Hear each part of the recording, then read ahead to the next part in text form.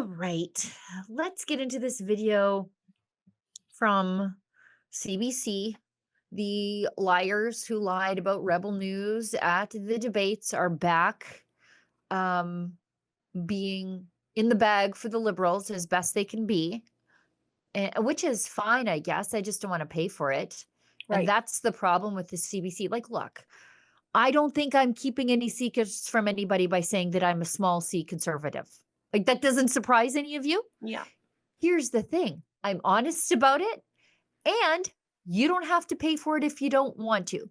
That's a different story altogether with the CBC. They think you're stupid.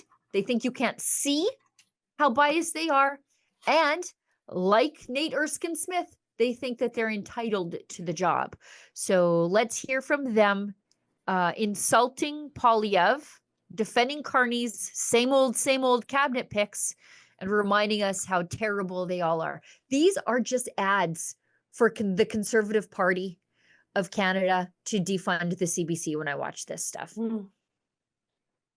And talking about how he would not be opposing the government reflexively, that he would do things in the best interest of the country and support the government in those issues, and that he says he wants the country to succeed. He then spent the next 15 minutes talking about all the ministers who were there previously and the things they did to ruin the country, naming particularly Sean Fraser and Stephen Guilbeault, taking some questions about how he will approach things inside the House of Commons.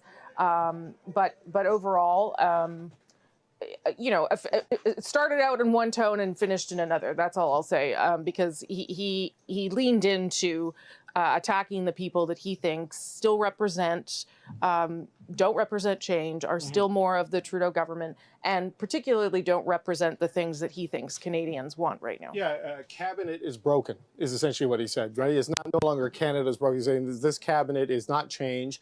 A style and approach from Mr. Poilievre, Rosie, that would suggest it's almost as if he won the election rather than lost the election and lost his own seat. Talking about how he's going to stand there in defense of Canadians. He'll only be able to stand there, actually, in the chamber behind him, because of the goodwill of the Prime Minister, who's going to call an early by-election for Mr. Poilievre, so he can run in one of his MP seats in Alberta at the cost of close to $2 million to have a by-election, all while he stays in Stornoway throughout this. So it's interesting that, given that sequence of events and given those series of factors, that it was that kind of approach and response to things there from Mr. Poilievre. Going after Stephen Guilbeault, talking about the radical environmental agenda, blaming Sean Fraser for the housing crisis, which is... Sean Fraser's I don't think he's 40 yet, or he's just 40. I don't think he caused the housing crisis in Canada. Not. There's a whole bunch of layers and effects to that. But, wanting to fight the same political battles we just endured during the 5 weeks of the campaign and for the 2 years leading up to that. So the pivot that people have suggested Mr. Poilievre kind of needed to make ever since Justin Trudeau left and Donald Trump came in, it's still not. What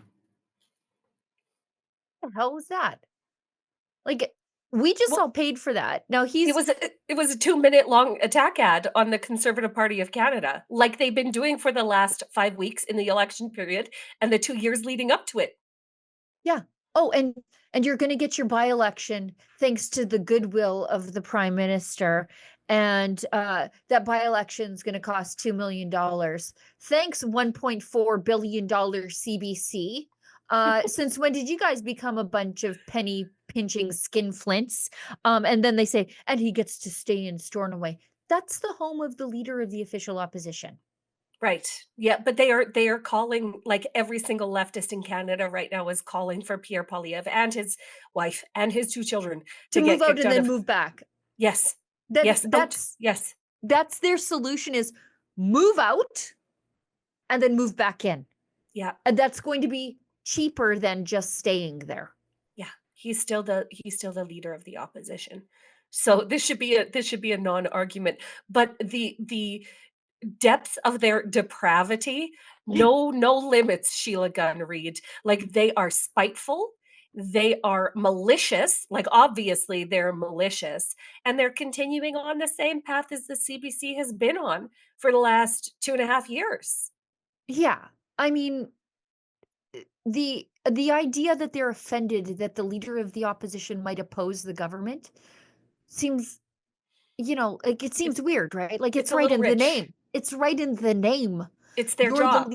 you're the leader of the opposition. Yeah. You're supposed to lead the opposition to the government. You're actually supposed to offer an alternative. And they seem Yes. quite shocked that that might be the case. Yeah, it's part of the job to criticize the government when you're part of opposition. It's actually part of the job, like it's a requirement of the job. And the CBC is shocked by this. Well, Pierre Poilievre is in supportive of the old team that Carney came in and rebranded as his new team. He's not supportive of them. Well, no kidding. They are all the same people. Yeah, and don't bring up the fact that Sean Fraser was the housing minister and we're in a housing crisis. Like, Right. they're like, no, he didn't cause the housing crisis. Maybe not. I think that had a lot to do with immigration, but did he do anything to effectively alleviate it? And of course, that answer is no. Of course not. Of course not. No, just crazy. And we shouldn't expect anything more of the CBC than these attacks and this anti-conservative sentiment.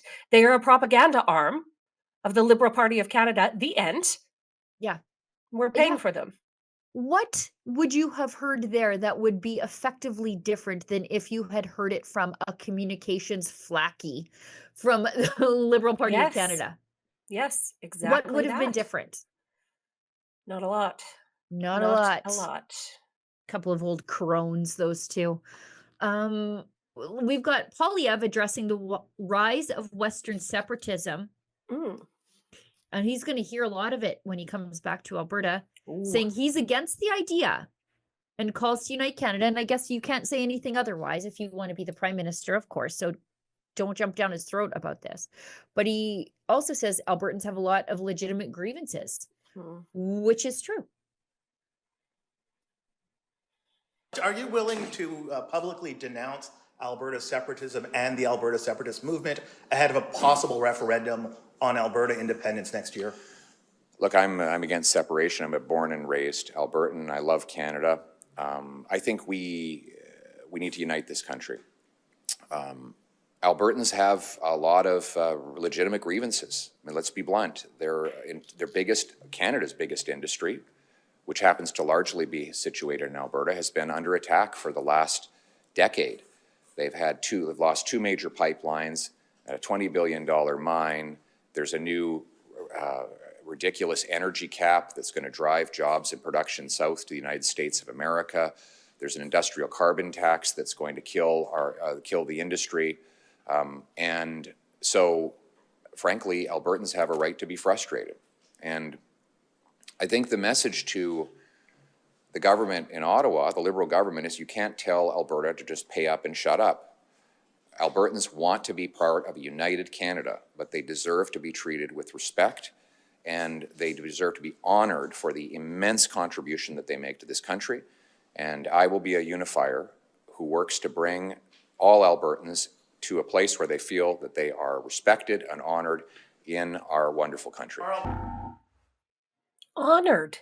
Sheila, Honored. it's almost like Beloved. he's saying, "Oh, cherished," is what he said. But I think the question was really loaded because they asked him if he would condemn the separatist movement, and he very wisely did not, because these are everyday, hardworking, normal, regular Albertans who are saying, we have no trust in the federal government to be able to mend these fences. We've given them enough time to treat us well, and we're out. Pierre Poilievre then responded that he is going to be a uniter of the people, which is exactly on brand for him in this moment. But he didn't do what they wanted, which was to condemn the separatist movement in Alberta. So good messaging. Good Yeah. messaging. Because it's going to be a decision made without politicians, by the people of Yes, Alberta. ma'am. This isn't a thing for politicians. This is about us having our say, because politicians have by and large been the problem. Yes. They're not the solution to what ails Alberta. And he knows, and we know. We talked to the people at the Poilievre rallies. Yes. They don't want to go. They feel shoved out the door. Yep. And so, he knows that many of these people are his base. they are his supporters. And Mhm. that's probably not going to change. I will correct him on something, though. He said there were 2 canceled pipelines. There's actually 3. Keystone XL, of course, which Trump wants to get revved up and going again. He supported it once. He will support it again. There's, of course, Energy East Mhm. and the Northern Gateway Pipeline that would have went from beautiful downtown Bruderheim, Alberta, just up the road from me, to the northern coast of British Columbia. Yeah. That one also died thanks to the Liberals. So Died on the vine. Yeah, died on the vine. shriveled up. He's gonna have a steep hill to climb, Pierre Mhm. Poilievre. He's gonna have a steep hill to climb because whatever agreements or negotiations take place between the people of Alberta and the government of Canada at this really, really important juncture are going to set the stage for what happens next in the West. Because we know what happens in Alberta will also happen in Saskatchewan. And Pierre Poilievre is about to walk into a lion's den. It will not be an easy job, but I think that he's up to the task. So it'll be interesting to see what happens here. Yeah, and the CBC is really quite weaponized, right? Like they Hate him. they They hate hate him, him. and they Yes. hate you, and they hate me, and Mhm. they feel like the Carney win was also a win for them. Oh, because it was, Sheila. Because it It was. was. They're It right. keeps They're their not wrong. it keeps their gravy train on the tracks. They need not pivot into a more reflective narrative. They don't have to reflect back reality to the people of Canada. They can keep on their crazy train with Right. with no breaks. I mean, they get their funding whether they do a good job or whether they lie. And here's the thing, they're going to keep cashing those checks and lying to Canadians. We Yeah. know it. Our viewers know it. I mean, we have some of the smartest and most engaged viewers across the nation of Canada. Thanks so much for joining us, guys. You're all here right now. But the CBC is going to continue doing what they do, which is decimating their own reputation because Canadians are smart enough to see through it. So, I mean, good luck to them. that's the upside of their continued lies, is that more and more people are going to see them for the liars that they are. Mhm. But as long as Mark Carney's in power, they are not going to get the market correction they so rightly deserve Yeah. for their dwindling viewership and even greater dwindling trust from Mhm. the consumers of their terrible product. Mhm. In the private sector, they would be out of business, but right, Like they're 10 years propped ago. up. Yeah, 10 years ago, exactly. Let's face it, Canada's economy isn't heading in the right direction. Inflation's eating away your savings, and government debt is out of control. No politician is going to fix that overnight. With Guildhall Wealth, you can hold real, physical gold and silver inside your RRSP. It's a time-tested way to protect your retirement and take back control of your wealth. Call 1-877-8-SILVER or visit guildhallwealth.com/rebel to request your free investor kit. And hey, make sure to mention Rebel News.